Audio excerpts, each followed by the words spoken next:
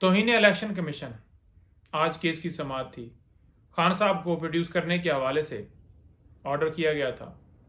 अब पहली बात तो यह है कि इलेक्शन कमीशन जो है तौहीन अदालत की कार्रवाई कर नहीं सकता, क्योंकि वो कमीशन है, अदालत नहीं है।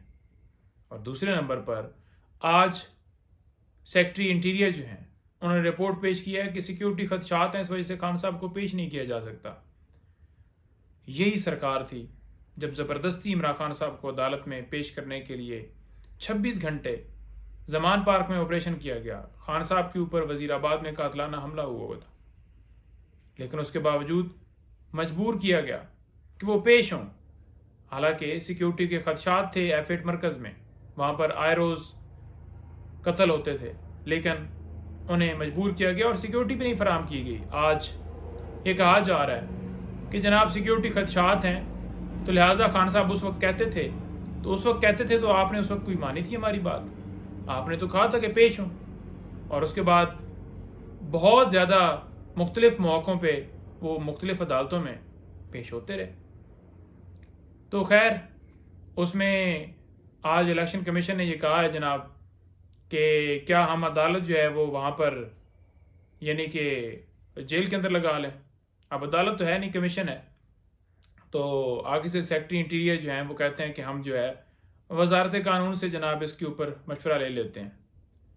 तो डर सिर्फ इमरान खान साहब की तस्वीर का है कि वो बाहर आएंगे तो फिर इनसे कंट्रोल नहीं हो पाएगा। कंट्रोल तो पहले भी नहीं हो पा रहा।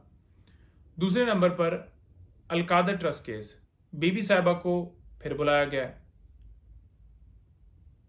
मुतअद्दिद बार वो आकर अपना बयान, अपना जवाब रिकॉर्ड करवा चुकी हैं, लेकिन बार बार फिर बुलाया जाता है। हम जमानत लेते हैं, अदालत में जाकर कहते हैं कि वारंट गिरफ्तारी नहीं है, इनको गिरफ्तार हमने नहीं करना। बेल डिस्पोज ऑफ होती है, जो ही घर पहुंचते हैं फिर नोटिस भेज देते हैं।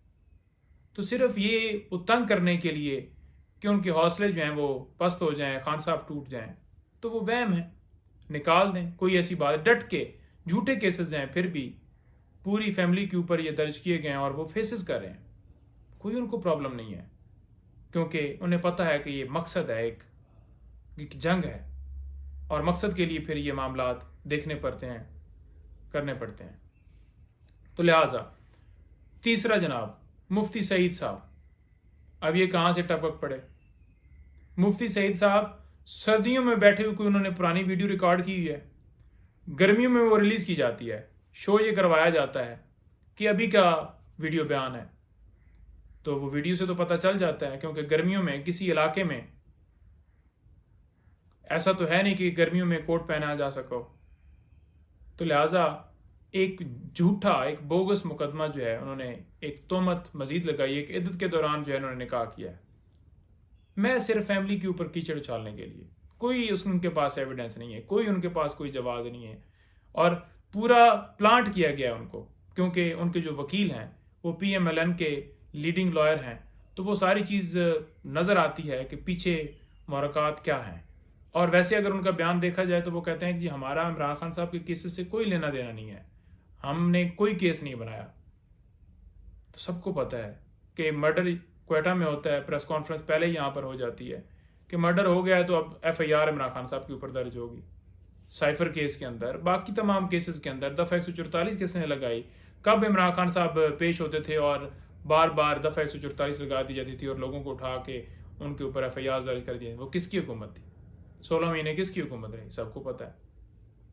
एक और जनाब कारनामा हुआ है जी, काबीना ने मंजूरी दे दी है कि साइफर केस जो है वो जेल के अंदर होगा, यानी कि सिक्योरिटी के इंतजाम जो हैं वो हमें सिक्योरिटी के खदशात हैं, तो लिहाजा साइफर जो केस है वो यहाँ पर जो जुडिशल कम्प्लेक्स में होना था ट्रायल, वहाँ नहीं किया जा सकता। लिहाजा सिक्योरिटी खदशात की बुनियाद के ऊपर काबीना मंजूरी देती है कि ये जो ट्रायल है ये जेल में हो। वजह क्या थी?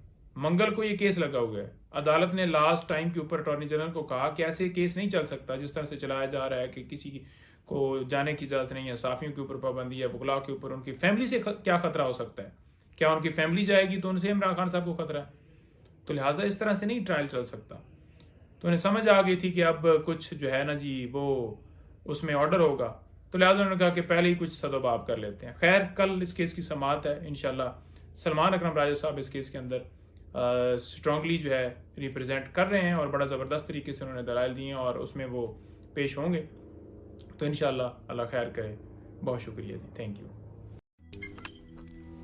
रोज़नामा कुदरत की वीडियो देखने के लिए अभी YouTube चैनल पर सब्सक्राइब करें और बेल आइकन पर भी क्लिक करें।